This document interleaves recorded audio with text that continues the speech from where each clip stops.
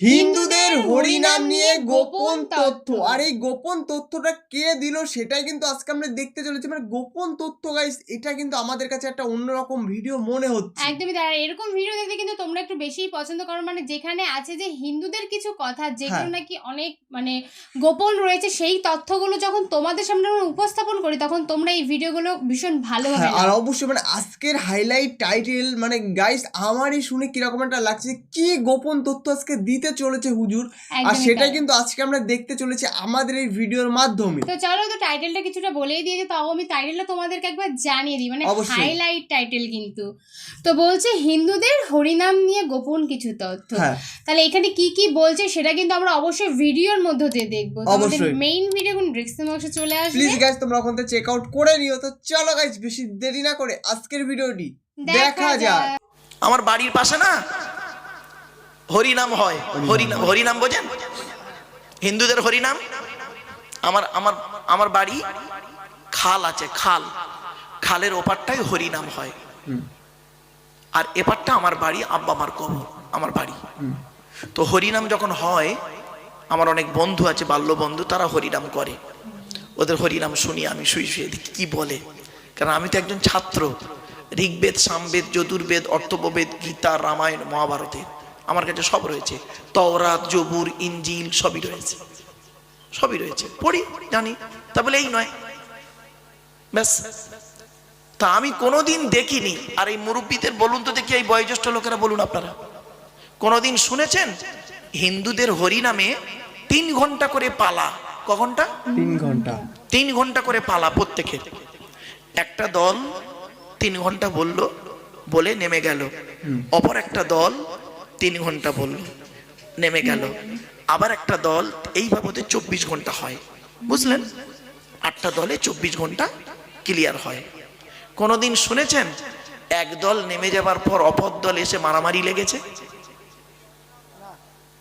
কিন্তু ওদের ধর্মর, ওদের সৃষ্টিকর্তা, ওদের ধারণা, ওদের দেবতা সৃষ্টিকর্তা কটা? একটা? একাধিক? যাদের সৃষ্টিকর্তা একাধিক তাদের মধ্যে মারামারি হয়নি স্টেজে।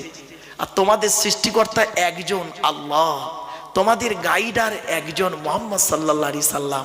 তোমরা এক আল্লাহ, এক মোহাম্মদকে নিয়ে স্টেজে মৌলবি মৌলবি মারামারি করছে, ঠিক না বেটি? তোমাদের দেখে অন্য জাতিরা হাসে এই কারণে যে ইসলাম ধর্ম বুঝি এইরকম। চলেন, আমার হাতে সময় আছে তো আমি বলে দিচ্ছি বাবা, আমার সময় না হলে সমস্যা হবে। ও ঠিক আছে, চলে। আসলে আমি ওই ঘন্টা ধরে ওয়াজ করা মানুষ নই গো বাপ। আপনাদের বলি, এই কোরআন সামনে আমি হিপস করেছি। হিপস করার পরে আমি আমার মায়ের কাছে দৌড় দিয়েছি। আমার মা হযরতে আবু বকর সিদ্দিক রাদিয়াল্লাহু তাআলা আনহু, হযরতে ওমর, হযরতে ওসমান, হযরতে আলী, আম্মাজান আয়েশা, আম্মাজান ফাতেমা, আম্মাজান খাদিজার সঙ্গে বহুবার স্বপ্নে রাসূলের দিদার হয়েছে। আজ তিনি পৃথিবীতে এই অন্ধকার নীরব নগরে চলে গেছে। যাওয়ার সময় আমাকে বলে গিয়েছিলেন, আব্বা আমি যেদিন ওয়াজ করতে শুরু করি বাপ, বলেছিলেন আব্বা তুমি আমার একটি মাত্র সন্তান, আমার 4 বোন 1 ভাই আমি। বলেছিলেন আব্বা তুমি আমার সঙ্গে ওয়াদা করো দুটো জিনিসের। কি? এই দুটো জিনিসের ওয়াদা তোমাকে করতে হবে। কি ওয়াদা? 1 নাম্বার, যতদিন তুমি ওয়াজ করবে বেওয়াজুতে কোনোদিন ওয়াজ করতে পারবে না। তা যে 31 বছর জলসা জীবনে আমি বাবা কোনোদিন বেওয়াজুতে ওয়াজ করি নাই আজ পর্যন্ত। যত কষ্ট হোক, গায়ে প্রচন্ড জ্বর, প্রচন্ড গায়ে জ্বর, শীতকাল, অজু করছি। সভাপতি সাহেব আমাকে বলছে, তার অজু নেই। সভাপতি সাহেব আমার পেশা ফিরে এসে আমাকে বলছে চলুন হুজুর স্টেজে যাই। আমি ভাই আমি অজু করে নিই। বলছে বেওজুতে ওয়াজ চলে তো, চলুন না। আমি না ভাই এটা আমি পারবো না, আমি করিনি বাপ। 1 নাম্বার। আর 2 নাম্বার আমি করিনি। আমার মা বলেছিল আব্বা তুমি আমার সঙ্গে ওয়াদা করো ঘন্টা ধরে ওয়াজ করতে পারবে না, ঘন্টা ধরে। বললাম কেন? বলছে, আমি বললাম মা কমিটির তো একটা ঘন্টা থাকে, 8টা 10টা 10টা 12টা ঘন্টা থাকে না, একটা নির্ধারিত টাইম থাকে। বলছে ওটা কমিটির সঙ্গে, আল্লাহর সঙ্গে নয়। কিরকম? বলছে ধরো তোমাকে জলসা কমিটি বললো তোমার টাইম 9টা থেকে 11টা, 2 ঘন্টা। তুমি 2 ঘন্টা স্টেজে উঠে শুধু কোরআনের আয়াত বলেছো আর হাদিস বলেছো, একটা শব্দ তুমি বাজে কথা বলোনি, খালি কোরআন বলেছো হাদিস বলেছো, কোরআন বলেছো হাদিস বলেছো, 2 ঘন্টা। একটা লোক হেদায়েত হয়, একটা লোক হেদায়েত হয়। কিন্তু আধা ঘন্টা বেশি বলেছো, ওই আধা ঘন্টার ভিতরে আল্লাহ তোমার জবান থেকে এমন কিছু বাক্য বের করিয়ে নিয়েছে যে বাক্যটা 10 জন মানুষের মাথায় লেগেছে, ও সেইটা বুঝে আমল করা শুরু করেছে, কিয়ামতের মাঠে ওর ওসিলায় জান্নাত পেয়েছে, তুমিও হতভাগা ওই ওসিলায় জান্নাত পাবে। কিছু বুঝতে পারছেন বাবা? এজন্য আমি কোনোদিন আজ পর্যন্ত আমি 3 ঘন্টা 4 ঘন্টা 5 ঘন্টা বকা মানুষ। এই উত্তর 24 পরগনায় ইসলামিয়া হোটেল আছে না বারাসাতে, হ্যাঁ, এই চাপাঢালির মোড়ে ওই ইসলামিয়া হোটেলের মালিক, ওর বাড়িতে গিয়েছিলাম, ওনার বাড়িতে গিয়ে 5 ঘন্টা 10 মিনিট ওয়াজ করেছি আমি, জানে লোক, ও সকলেই জানে। আমি ঘন্টা ধরে ওয়াজ করতে পারিনি বাপ। কেন করিনি? অজু করে বসেছি, আল্লাহর কোরআন নিয়ে বসেছি, আলোচনা হবে, কিছু শেখা হবে, জানা হবে, আমলের চিন্তা ভাবনা থাকবে, এই হলো নিয়ত। আপনাদের কি নিয়ত ঠিক আছে তো বাপ? চলো, 1 নাম্বার কি বলেছি? বক্তা। বক্তার 2টো জিনিস দেখবেন, বক্তাটি সত্যিকারের আলেম কিনা, বক্তাটির শুধু আলেম হলে হবে না, বক্তাটির আমল আছে কিনা, আমল আছে কিনা। বাবা, হাক্কানি আলেমদের কাছে বসুন, হাক্কানি আলেমদের ওয়াজ শুনুন, হাক্কানি আলেমদের সঙ্গে দেখা করুন। একটা বাক্য আছে, মানজারা আলিমান ফাকা আন্নামা জারা নবিয়া, যে একজন হাক্কানি আলেমের সঙ্গে দেখা করলো সে যেন একজন নবীর সঙ্গে সাক্ষাৎ করলো।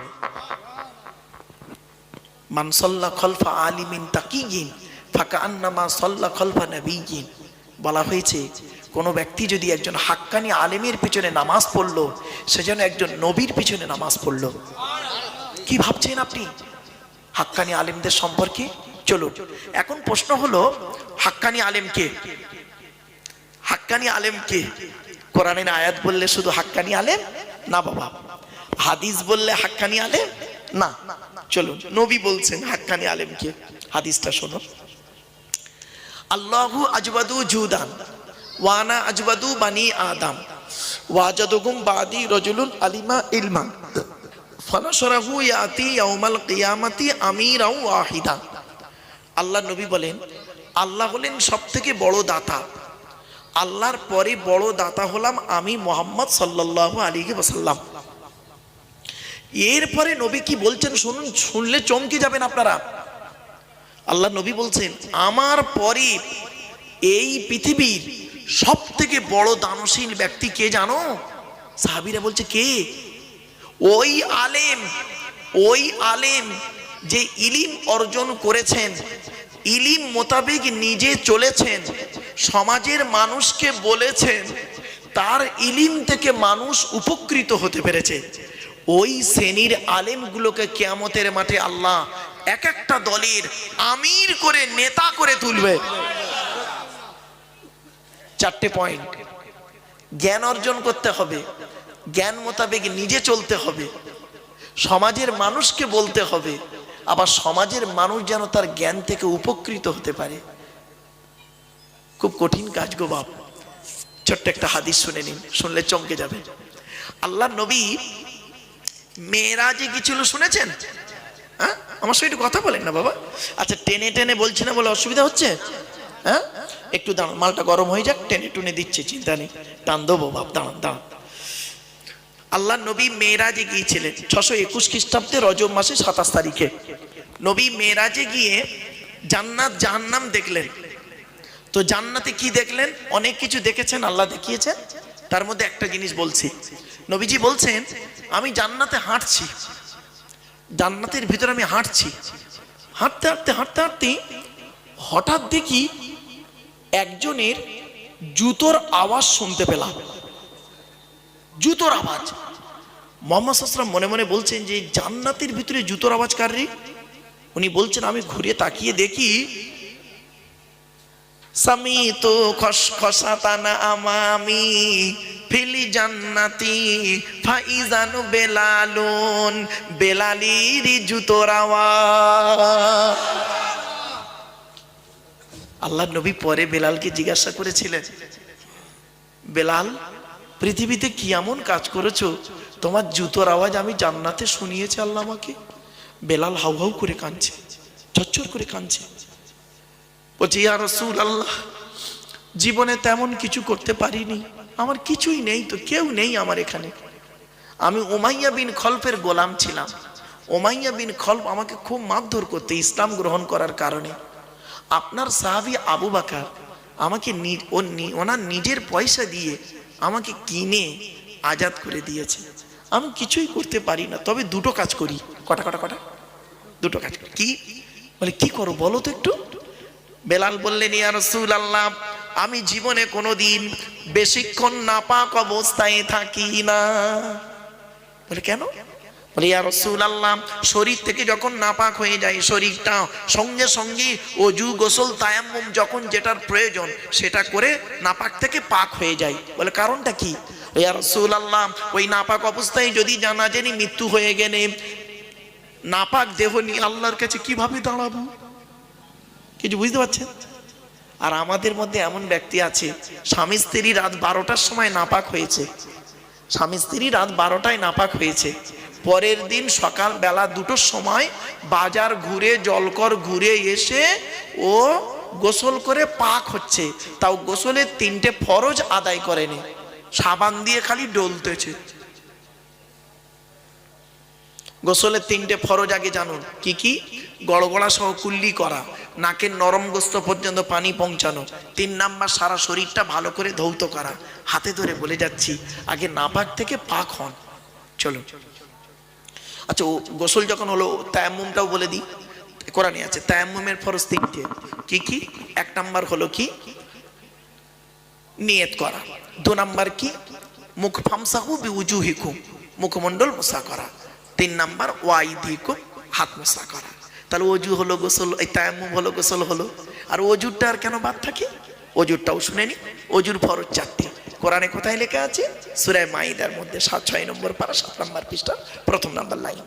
হে ঈমানদার বান্দাগণ, ইজা কুমতুম ইলাস সালাত, তোমরা যখন নামাজে দাঁড়াবে, ফাগসিলু ওযুহাকুম, তোমরা তোমাদের মুখমণ্ডল ভালো করে ধৌত করবেন। বাপেরা বাপেরা একটু ভালো করে শুনে নিন, দেখে নিন, শিখে নিন, বুঝে নিন, জেনে নিন। আমার বাক্যগুলো মনে রাখবেন। দেখে নিন, শিখে নিন, বুঝে নিন, জেনে নিন। এই কথাগুলোর গুরুত্ব আছে কিন্তু। মুখমণ্ডল কতদূর ধৌত করবেন দেখে নিন। এই চুলের গোড়া থেকে নিয়ে থুতনি পর্যন্ত, এ কানের লতিকা থেকে নিয়ে অপর কানের লতিকা পর্যন্ত ভালো করে ধৌত করবেন। যাদের ঘন দাড়ি আছে একটু খেলাল করে নেবেন। লোমের গোড়া যদি শুকনো থাকে অজু হবে না, ওই অজুতে নামাজ পড়লে কবুল হবে না। আমাদের অজু হলো 2 রকমের। করকম 2 রকম। একটা হলো শীতকালে অজু, একটা গরমকালে অজু। গরমকালে অজু করতে গিয়ে কল আর মোটে ছাড়ছে না, ঠিক না বেটি? আর শীতকালে কলের ধারে থাকতেও চায় না। বাবা বাড়ি থেকে ভাববেন, কথাগুলো বাস্তব বললাম। চলো এবার আসছি। এবারে নবীজি বেলালকে বললেন, আর একটা কি করো? বলছে 1 নাম্বার নাপাক থেকে পাক হয়ে যায়। বলে আর একটা কি করো? ইয়া রাসূলুল্লাহ, শরীরটা যখন পাক হয়ে যায় মসজিদে নববীতে ঢুকে 2 রাকাত তাহাজ্জুদুল ওযুর নামাজ আদায় করি। তো ভালো। নবীজিকে এবার জাহান্নাম দেখানো হচ্ছে। জাহান্নাম। তো জাহান্নামের দরজা খোলা হয়েছে। জাহান্নামের দরজার কাছে 19 জন ফেরেশতা আছে। কটা? 19টা ফেরেশতা। বাপ, আমি যে তাফসীরটা লিখছি, আমার লেখা তাফসীরের নাম হলো তাফসীরে আবু বকর সিদ্দিক। তো ওই তাফসীরে সূরা তাহরীমের 6 নম্বর আয়াতের তাফসীর করতে গিয়ে অনেক আলোচনা করা আছে। 19 জন ফেরেশতা আছে জাহান্নামের গেটে। তো এবারে করেছে কি, জাহান্নামের গেটটা খোলা হয়েছে। খুলতে নবীজি দেখতে পাচ্ছেন জাহান্নামের গেটেই নবীজি দেখতে পাচ্ছেন যুবক আর যুবতীদের লজ্জাস্থান থেকে পূজার রক্ত বেরোচ্ছে, পূজার রক্ত, আর তারা খুব চিৎকার করছে। আল্লাহ নবী পাশে জিব্রাইলকে বললেন, মান হাউলাগি ইয়া আখি জিব্রাইল, ও ভাই জিব্রাইল, এরা কারা, এরা কারা? জিব্রাইল বললেন, হাউলাগি উম্মাতুকা ইয়া রাসূলুল্লাহ, এরা হলো সব আপনার উম্মত। নবীজি চমকে গেলেন, আমার উম্মত, এদের এরকম শাস্তি হচ্ছে কেন, এরা কারা? জিব্রাইল বললেন, আযুনাত, আযুনাত, এরা হলো ব্যভিচারকারী নারী আর পুরুষ, পৃথিবীতে জেনা করে করে বেড়াতো। বাবাজি এখন দাড়িটা পেকে গেছে, 60 বছর বয়স হয়ে গেছে, মনে করেছেন অনেকবার হজ করেছেন, ওমরা করেছেন, তাহাজ্জুদ পড়েন, মনে করলেন ভালো হয়ে গেলেন। একবার অতীতের কথা খেয়াল করুন তো, যখন আমরা বয়স 20 বছর ছিল, এই এলাকার কোনো মেয়েকে আপনি তো ভালো রাখেননি, এখন ফেরেশতা মার্কা হয়ে গেছেন। অতীতের কথা খেয়াল করে চোখের পানি ফেলুন। এই যে কষ্ট করে বসে আছেন কজন, নবীজি কি বলছেন শোনো, 3 ব্যক্তির চোখ জাহান্নামের আগুন হারাম, জাহান্নামায় যাবে না 3টে চোখ। কে কে? হরিবাতিন নারু আলা সালাসাতে আয়ুনিন, 1 নাম্বার হলো আইনুন বাকাত মিন খশিয়াতিল্লাহ, যে চোখটা নাকি নিজের পাপের কথা খেয়াল করে চোখের পানি ফেলে, ওই চোখ কোনোদিন জাহান্নামায় যাবে না। 2 নাম্বার আইনুন সাহারাত ফি সাবিলিল্লাহ, যে চোখটা নাকি রাত্রি জেগে জেগে আল্লাহর কোরআন হাদিসের কথা শুনে ইবাদতে কাটিয়ে দেয়। আপনি বেকার বসে আছেন, কি ভাবলেন? 3 নাম্বার চোখটা হলো আইনুন গদ্দাত আম্মা হারিমিল্লাহ, খারাপ জিনিস থেকে যে চোখটা ফিরিয়ে আনে, ওই চোখ কোনোদিন জাহান্নামায় যাবে না। তো হুজুর 1 2 3, তো হুজুর কিন্তু একটা কথা বলছে যে হিন্দুদের এত দেবদেবী আছে কিন্তু তাদের ভিতরে কোনো গন্ডগোল হয় না, আর ইসলামদের ভিতরে একটাই আল্লাহ, তো তাদের ভিতরে এত গন্ডগোল এত অশান্তি কেন হয়? সেটাই একমাত্র প্রশ্ন। কেননা দেখো, তারা তাদের আল্লাহকে হয়তো বা মান্য করে না, এটার জন্যই হতে পারে, আবার নাও হতে পারে, হয়তো বা ব্যক্তিগত কোনো কারণ থাকতে পারে। কিন্তু হুজুর কিন্তু অনেক কথা বললো, একটা কথা না কিন্তু অনেক কথা। হুজুর কিন্তু জাহান্নামের কথা বললো, জান্নাতের কথা বললো, অনেক ধরনের। জান্নাতে যেতে গেলে তোমার কি কি করতে হবে, আর তুমি এমন কি কাজ করলে তুমি জাহান্নামে কিন্তু চলে যাবে। তো সেই সব কথা কিন্তু গাইস আমাদের তো সত্যি সেই সব কথা শুনতে খুবই ভালো লাগে। আর হুজুরের এই কথা সত্যি ভালো লেগেছে যে হুজুর কিন্তু ঘড়ি দেখে কিন্তু ওয়াজ করেন না, তার যতক্ষণ করা দরকার তিনি মনে করেন ততক্ষণ ধরেই করে। অবশ্যই গাইস এই ওয়াজটা কিন্তু আমাদের শুনতে খুবই ভালো লাগলো। তোমাদের কেমন লাগলো গাইস তোমরা কিন্তু অবশ্যই গাইস কমেন্টে জানিও।